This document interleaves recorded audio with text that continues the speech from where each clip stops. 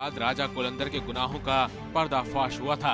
Police को दिए बयान में राजा कोलंदर 3 दर्जन से ज्यादा लोगों को मौत की घाट उतारने की बात कबूल कर चुका है।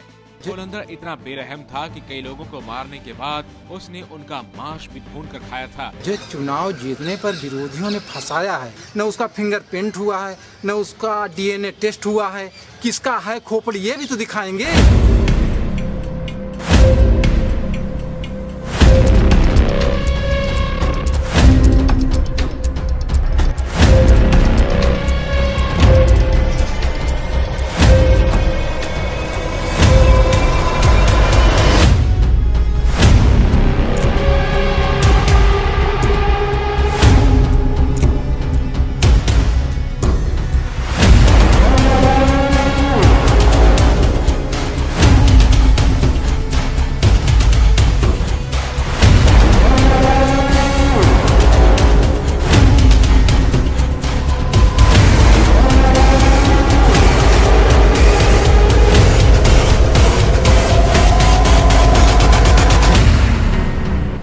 अगर मैं आपको बताऊं, एक आदमी बस ज्ञान पाने के लिए अपने से ज्यादा नॉलेजेबल आदमी का दिमाग खाता है ताकि उसके जैसे मेरी भी बुद्धि हो जाए, उसके जैसी मेरी भी सोच हो जाए। बस इसी कारण से हम लोग मूवीज में तो देखे हैं कि साइको लोग किसी आदमी को मार करके उसके बॉडी के साथ छेड़छाड़ करते हैं, मगर अगर यही काम एक नॉर्मल इंसान करे, नॉर्मल इंसान से समझ रहे हो, हमारे और आपके जैसे, तो उसे हम क्या बोलेंगे? नरभक्षी, नरपिशाच या दानव। बहुत ही क्रीपी है, बट क्या बोलेंगे उसे हम? जो खुद को राजा समझता था और लोगों से कहता था कि मुझे राजा साहब बुलाओ।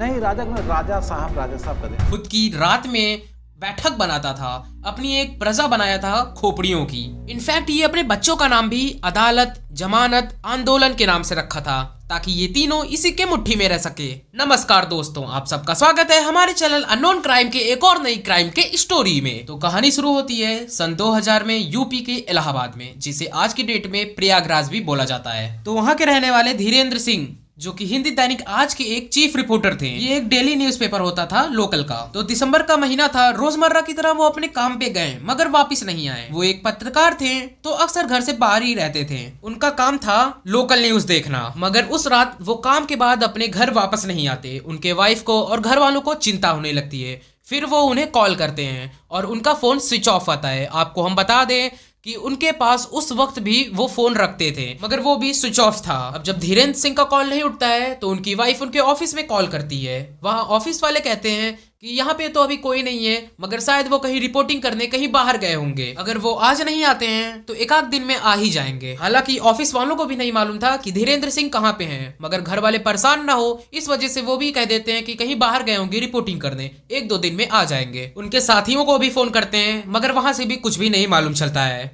ऐसे में एक दिन निकल जाता है। अब जब घर वाले इधर उधर से पूछताछ करके थक हार जाते हैं, फिर 17 दिसंबर सन 2000 को वो पुलिस स्टेशन में जाके कंप्लेन लिखवाते हैं। अब जब मिसिंग होने की कंप्लेन केस फाइल हो जाती है तो ये धीरेन्द्र सिंह जो है बैरी के रहने वाले होते हैं। अब बैरी एक बहुत ही छोटी जगह होती है, तो यहाँ का अगर एक कोई रिपोर्टर गायब हो गया तो ये एक बहुत ही बड़ी बात होती है, क्योंकि इनका दबदबा ज्यादा होता है किसी एक बड़े शहर के रिपोर्टर से। अब न्यूज़पेपर में भी छप जाता है कि धीरेन्द्र सिंह गायब हो जाते हैं। इससे पुलिस पे और भी ज्यादा प्रेशर पड़ता है और भी ज्यादा फोर्स किया जाता है उन्हें ढूंढने के लिए। पुलिस फिर छानबीन स्टार्ट कर देती है, थोड़ा ज्यादा अपना एफर्ट लगा के। अब जब पुलिस छानबीन स्टार्ट कर देती है तभी उन्हें मालूम चलता है कि इलाहाबाद के आसपास से ही करीबन 14 से 15 लोग और गायब हो गए हैं। मगर उन सभी की प्रोफाइल ज्यादा खास नहीं होती है, मतलब ज्यादा बड़े लोग नहीं होते हैं, आम लोग होते हैं, मामूली लोग होते हैं। इसी वजह से उनकी फाइल बहुत ही जल्दी बंद हो जाती है और उन्हें ढूंढा नहीं जाता। मगर जब एक जर्नलिस्ट की फाइल खुलती है धीरेन्द्र सिंह की, तब ये केसेस भी उनके सामने आ जाते हैं और पुलिस को डाउट होता है कहीं ये सभी गुमशुदगी धीरेन्द्र सिंह से तो लिंक नहीं है। बस पुलिस को ये एक डाउट जाता है और इसी तरीके से पुलिस बहुत जगह पूछती है, पूछताछ करती है, मगर कहीं से भी कोई भी लिंक, कोई भी क्लू नहीं मिलता है। कुछ भी नहीं मालूम चलता है कि कहीं धमकी आई हो, कोई से दुश्मनी हो,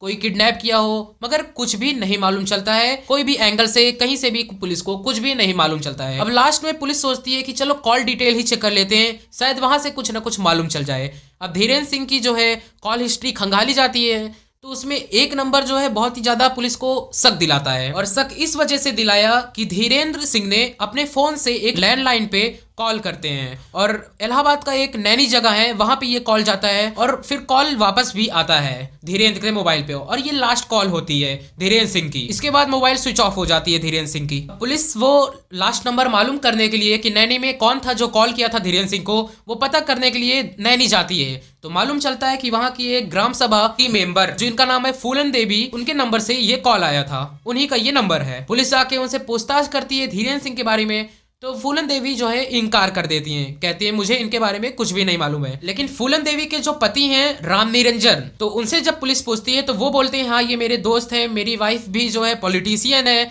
तो चुनाव लड़ती है, तो इस वजह से भी हमारी दोस्ती है, हम बात करते हैं। मगर हमारी 2-3 दिन पहले ही बात हुई थी, वो भी कभी कॉल करते थे, हम भी कभी कॉल करते हैं, इसी वजह से वो भी हमें उस दिन फोन किए थे। तो पुलिस को वहाँ पे राम निरंजन और फूलन देवी पे कोई डाउट नहीं जाता है, तो वो वापस आ जाती है। इधर पुलिस को कुछ नहीं मालूम था और एक तरफ से पुलिस के ऊपर प्रेशर डाला जा रहा था, मीडिया का प्रेशर था, रिपोर्टर्स का प्रेशर था, सभी लोगों का प्रेशर था पुलिस पे। पुलिस भी सोचती है कि करे तो करे क्या, क्योंकि सब कुछ वो सब खंगाल डाले थे, मगर कहीं से भी कुछ भी नहीं मालूम चलता। पुलिस सोचती है फिर से जो हम लोग किए हैं वो फिर से करते हैं, रिपीट करते हैं, कुछ ना कुछ हम लोग से मिस हो रहा है, ढूंढते हैं एक बार और। अब पुलिस जो है धीरेन्द्र को तो ढूंढ ही रही थी, उसी के साथ साथ जो 14-15 लोग और गायब हुए थे उनके बारे में भी पता करती है कि शायद कुछ लिंक इनसे मिल जाए तो मालूम चल जाएगा। उनमें से पहला जो लापता हुआ था वो था काली प्रसाद श्रीवास्तव, ये एक गार्ड था ऑर्डिनेट फैक्ट्री में, और दूसरा था मोहम्मद मोइन, ये हिप्नोटाइजिंग जानता था। उसे साथ साथ पवन कुमार यादव, पप्पू पासी, त्रिभुवन पांडे, संतोष जो कि एक टाटा सुमो चलाता था, अशोक जो कि एक क्लीनर था, हतिया नसीम, रति श्रीवास्तव, सुल्ताना, इनके साथ साथ और भी 4-5 लोग थे, वो भी गायब हो गए थे। अब पुलिस को लगता है कि अगर इन सभी के बारे में कुछ मालूम चलेगा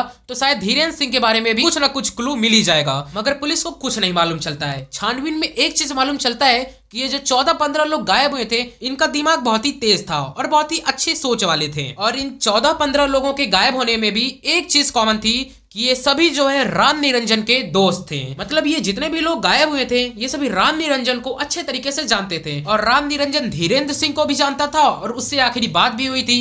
इससे पुलिस को एक डाउट जाता है। अब इतना शक हुआ ही था कि एक और शक हो गया पुलिस को कि धीरेन्द्र सिंह ने पहले राम निरंजन को कॉल किया और राम निरंजन ने फिर कुछ टाइम बाद धीरेन्द्र सिंह को कॉल किया, और ये जो इन दोनों में बात हुई थी ये रात के 1 बजे हुई थी। और नैनी ये जो इलाका था यहाँ मतलब कि गांव वाले रहते थे, और आप लोग जानते होंगे कि गांव में वो भी सन 2000 के समय में ना लाइट होती थी ना कुछ होता था रात के समय। किसान जो कि एक मेहनती किसान होते हैं वो अपना काम करते थे, सुबह जल्दी उठते थे, रात में जल्दी सोते थे। 7-8 बजे सोने वाले लोग कहाँ कोई बात करेगा रात के 1 बजे, वो भी ठंड के समय में, वो भी सन 2000 के समय। अब पुलिस को राम निरंजन पे शक होने लग गया था क्योंकि हर एक पॉइंट पे राम निरंजन ही आके फंस रहा था। अब पुलिस सोचती है कि राम निरंजन से मिलने से पहले उसके बारे में एक डीपली इन्वेस्टिगेशन कर ली जाए। तो राम निरंजन के बारे में जब पुलिस इन्वेस्टिगेशन करती है तो पुलिस को मालूम चलता है कि राम निरंजन का असली नाम राम निरंजन नहीं है, उसका नाम राजा कुलंदर है, और वो ऑर्डिनेंस फैक्ट्री में एक गवर्नमेंट ड्राइवर है। उसके वाइफ का भी नाम फूलन देवी नहीं है, उसके वाइफ का है असली नाम गोमती देवी। ये तो फूलन देवी राम निरंजन रखा था ताकि फूलन देवी से वो चंपल वाली फूलन देवी आए, इसे सुनने के बाद एक जैसा लगेगी पावरफुल लेडी, ऐसी वाली फीलिंग आने के लिए बस उसे जो है पॉलिटिक्स में लाने के लिए उसका नाम भी फूलन देवी रखा था। और राम निरंजन के 3 बच्चे थे,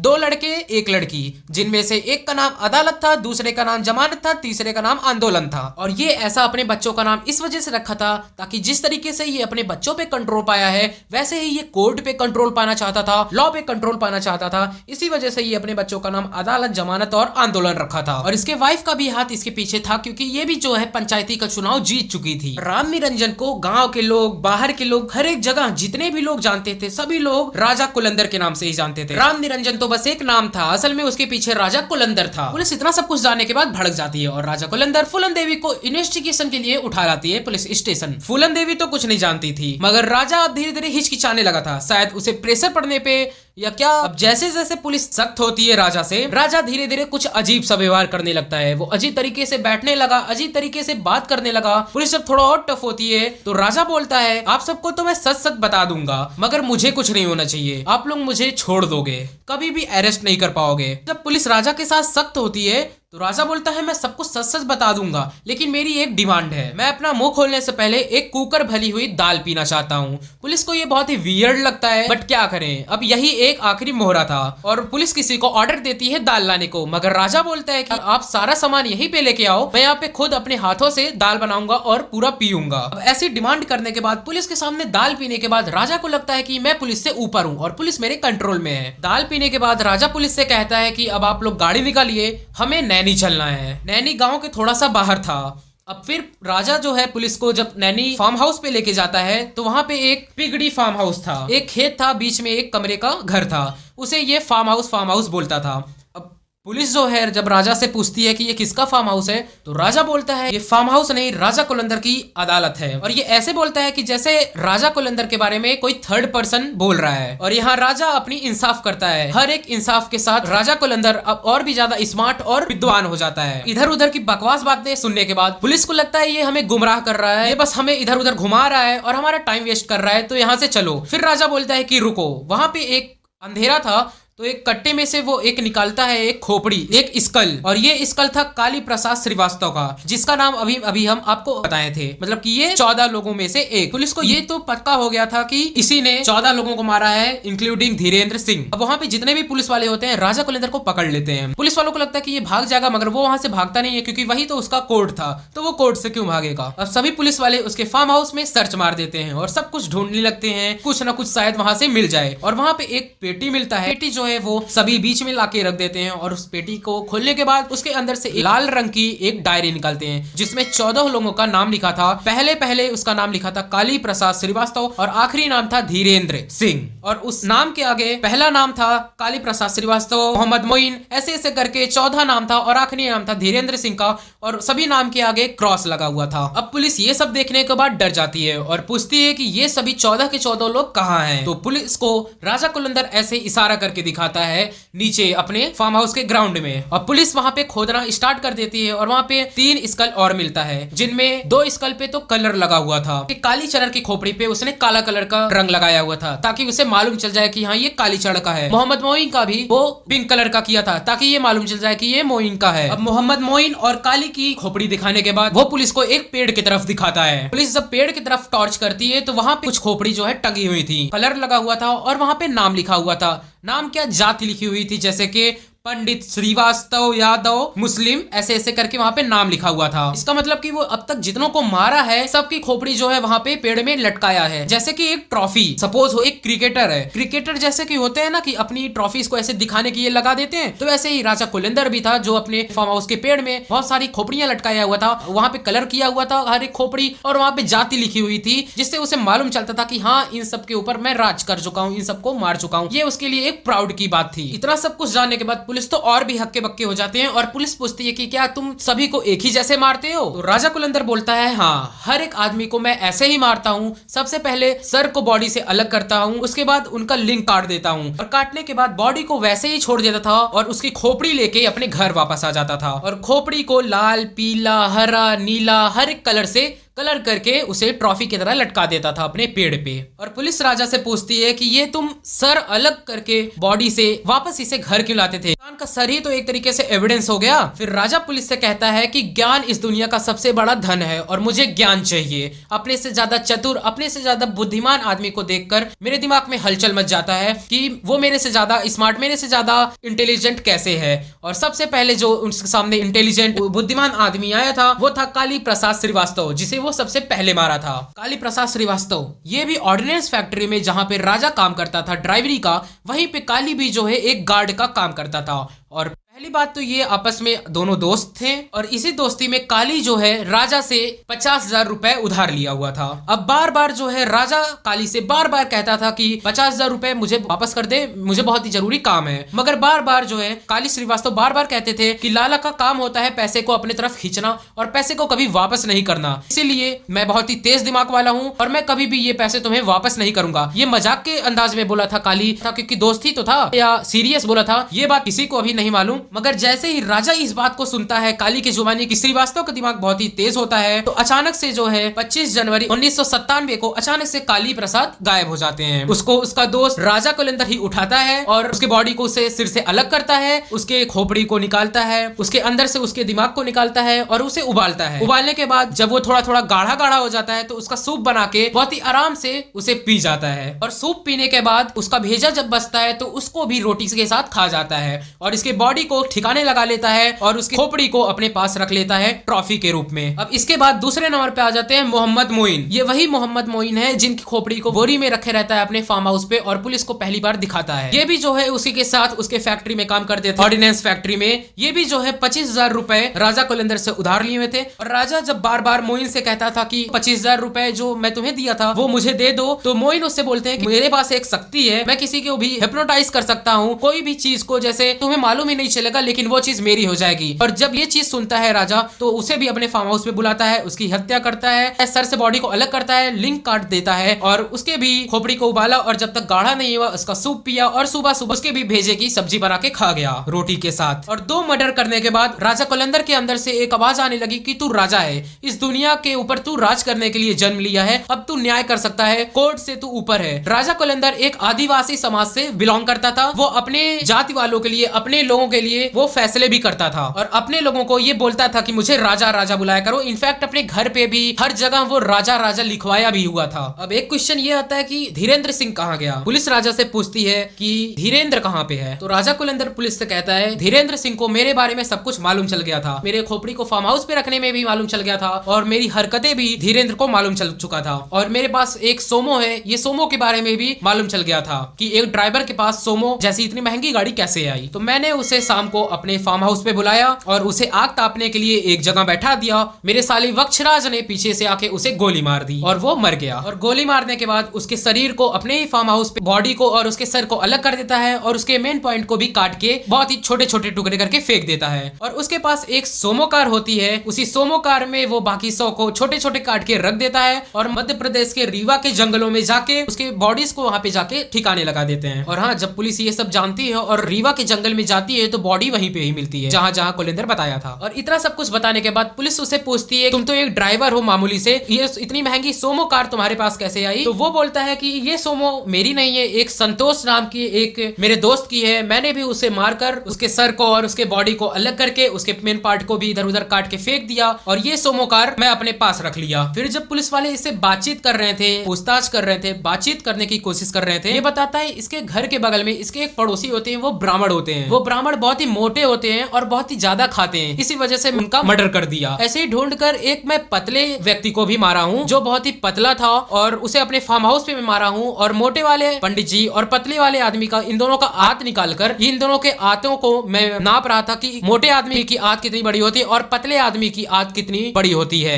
बस एक दूसरे के आंतों को नापने के लिए मैंने 2 लोगों को मारा है। फिर जब मुझे एहसास होता है कि मैंने एक ब्राह्मण को मारा है तो उस ब्राह्मण के 100 को अपने ही फार्म हाउस पे मैंने गाड़ा है और उसके बाद उसे गाड़ने के बाद उनके ऊपर एक पीपल का पेड़ लगा दिया है और उस पीपल के पेड़ में मैं रोज पानी डालता था और अगरबत्ती जलाता था और भगवान के सामने मैं रोज माफी भी मांगता था कि मैंने एक ब्राह्मण को मारा है, इसी वजह से मैंने एक पेड़ को लगाया है, यही पेड़ के सामने मैं रोज पूजा भी करता हूँ। पुलिस वाले ये सोच के हैरान हो जाते हैं कि हमारे आपके बीच के ही लोग एक ऐसे सोच के भी लोग हो सकते हैं कि बस एक टाटा सोमो के लिए उस एक इंसान को मार दिया। अब इतना ही नहीं, अगली बात जो ये बताता है उसमें तो और भी हैरान हो जाएंगे सभी। उसे जाना था इलाहाबाद से लखनऊ और वो रोड पे खड़ा होता है तो कुछ लोग जा रहे थे लखनऊ की तरफ, तो वो भी हाथ देता है, पहचान के लोग होते हैं कि मुझे भी बैठा लो, अपने साथ ले चलो, मैं भी लखनऊ ही चल रहा हूँ। तो वो लोग उसे नहीं बैठाते हैं। जब वो लखनऊ से वापस लौट के आते हैं तो बारी बारी से इन तीनों को भी ये मार डालता है और इस तरीके से ये 14 से 15 मर्डर कर चुका था और सभी लोगों को एक तरीके से ही मारता था। मारने के बाद सिर को अलग कर देता था और मेन पॉइंट को काट के इधर उधर फेंक देता था, वरना वो अपने सुअरों को खिला देता था जो अपने वो फार्म हाउस में पाला हुआ था। दरअसल मैं आपको बता दूं कि वो कुछ सुअर भी पाला था जिसे अपने फार्म हाउस में रखा हुआ था। ये सारे के सारे खून, ये सारे के सारे कत्ल 1992 से 2000 तक राजा कुलेंदर करता रहा। और इंडिया में ये केस जब सबसे पहले सुनाई दिया था तो लोग बिलीव नहीं कर पा रहे थे कि एक आदमी भी दूसरे आदमी को खा सकता है। ऐसे ही धीरे धीरे करके पुलिस को वो सब कुछ बताता है, पुलिस उसे गिरफ्तार करती है, जेल ले जाती है। करीबन 12 साल बाद जब इस मामले में कोर्ट का डिसीजन आता है, डिसीजन आने के बाद इसे और इसके साले को दोनों को उम्र कैद की सजा सुनाई जाती है और 10-10 हजार रुपए की जुर्माना भी लगाया जाता है। तो अखबारों से, रेडियो से, टेलीविजन से लोगों को मालूम चलता है कि ऐसे भी लोग दुनिया में एग्जिस्ट करते हैं। और इसे जब सबसे पहले गिरफ्तार किया गया तो इसे सबसे पहले नैनी जेल में रखा गया, उसके बाद इसे लखनऊ जेल में रखा गया, अभी आज के समय इसे उन्नाव के जेल में रखा गया है। और ये उन्नाव के जेल में मैं आपको बता दूं, गीता रामायण पढ़ता है, उपदेश की बातें देता है और अच्छी बातें करता है। और वहाँ के जितने भी कैदी हैं वो सब भी बोलते हैं कि ये तो बहुत अच्छा है, ये ऐसा कुछ कर ही नहीं सकता। आज से 24 साल बाद आज की डेट में भी ये यही बोलता है कि मैं ऐसा कुछ नहीं किया हूँ, मुझे फंसाया गया है, ये सब पॉलिटिक्स हो रही है मेरे साथ। खैर, अभी भी हमारे दिमाग में एक क्वेश्चन खटकता है कि क्या ये सीरियसली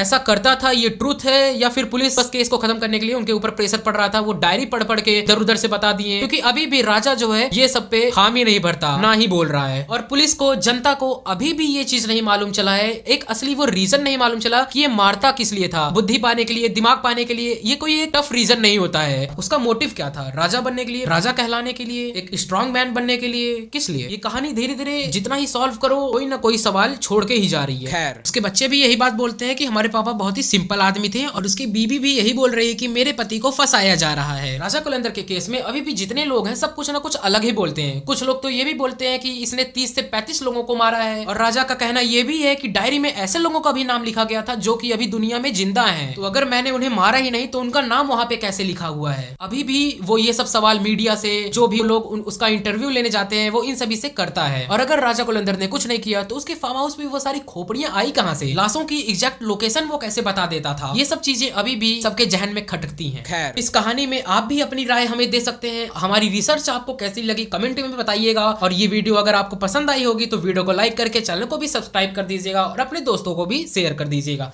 चलिए मिलते हैं किसी दूसरे क्राइम के वीडियो में किसी दूसरे टॉपिक के साथ।